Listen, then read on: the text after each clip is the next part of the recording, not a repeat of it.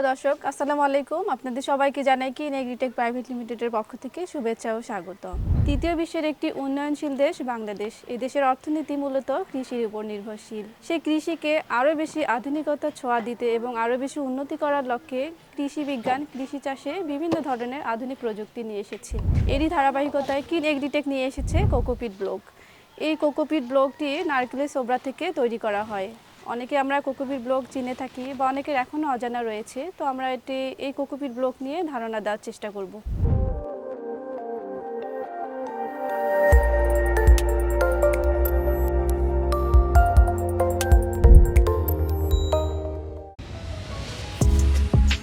কোকোপিটটি block আকারে থাকে, তো এটিকে আপনারা কতক্ষণ ভিজিয়ে রাখবেন, ব্যবহারের জন্য কিভাবে উপযোগী করে তুলবেন এ সম্পর্কে আমরা একটু জানার চেষ্টা করব।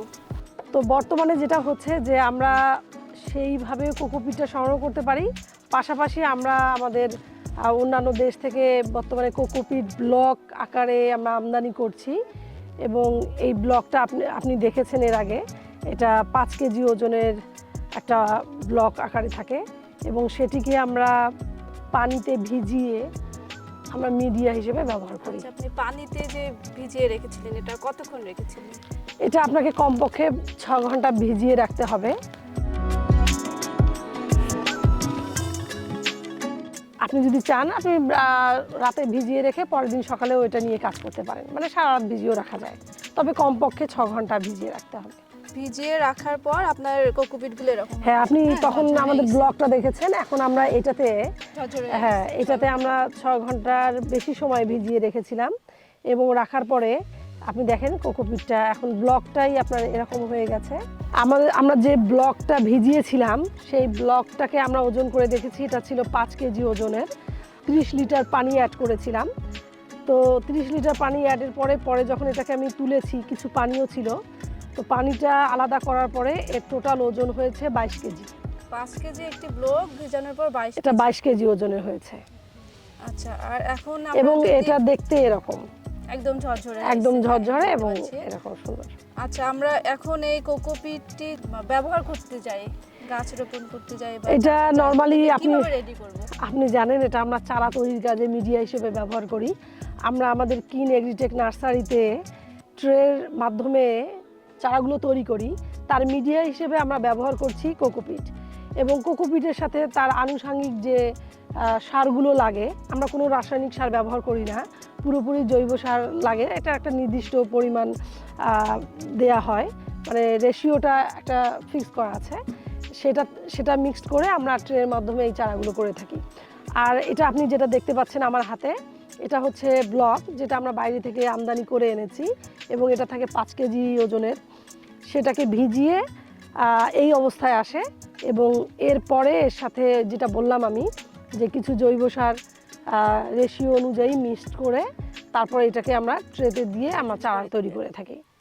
আচ্ছা, ব্লক আর হচ্ছে কোকোপিট, এই দুটার মধ্যে সুবিধা কি, কোনটাতে বেশি সুবিধা? আচ্ছা, কোকোপিট ব্লক এবং কোকোপিট আমরা যেটা বস্তায় করে নিয়ে আসি, দুটার মধ্যে সুবিধা কোনটা?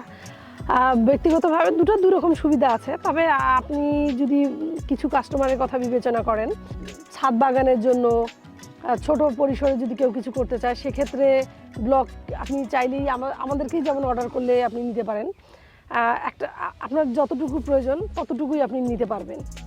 সেক্ষেত্রে এটা একটা সুবিধাজনক। আর এটা প্রসেসের দরকার নাই, এটা একদম প্রসেস করাই থাকে, আপনি নিয়েই ব্যবহার করতে পারবেন।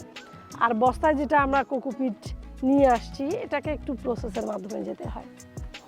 আচ্ছা আপু, এই কোকোপিটের ব্যবহার আমরা কোথায় কোথায় করতে পারবো, কোন কোন গাছে?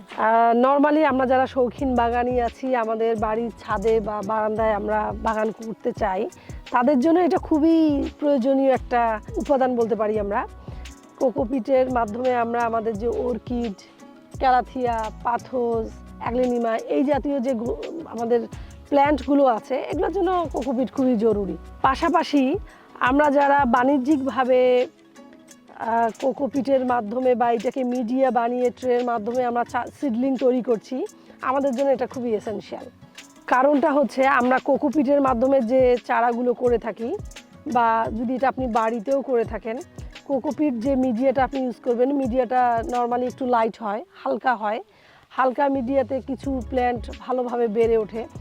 হালকা মিডিয়ার কারণে এটা আপনার বায়ু চলাচল, মিডিয়ার মধ্যে বায়ু চলাচল বেশি থাকে, যার ফলে এই কোকোপিটের মিডিয়াটাতে বাতাস ভালো চলাচলের জন্য এর শিকড়গুলো দ্রুত বৃদ্ধি পায় এবং শিকড়গুলো সতেজ থাকে।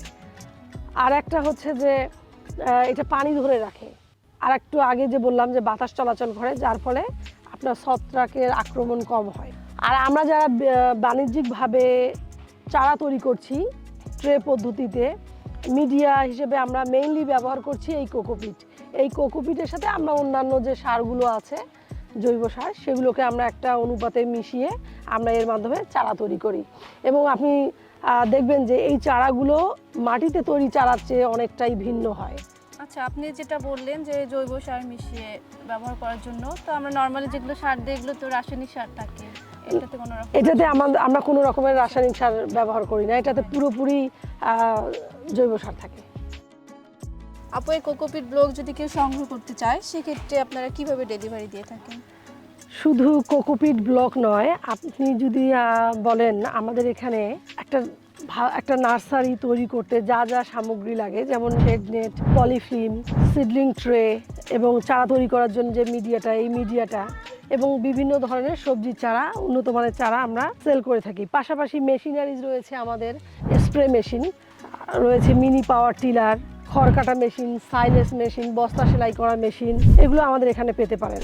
প্রিয় দর্শক, এতক্ষণ পর্যন্ত আমরা কোকোপিট কী এবং কোকোপিট কীভাবে রেডি করতে হয় সে বিষয়ে জানানোর চেষ্টা করেছি। যে কোনো ধরনের কৃষি পণ্য, কৃষি তথ্য সেবা ও পরামর্শ পেতে আমাদের স্ক্রিনে দেওয়া নাম্বারে যোগাযোগ করুন। নিত্য নতুন ভিডিও পেতে আমাদের চ্যানেলটি সাবস্ক্রাইব করে পাশে থাকুন। ধন্যবাদ।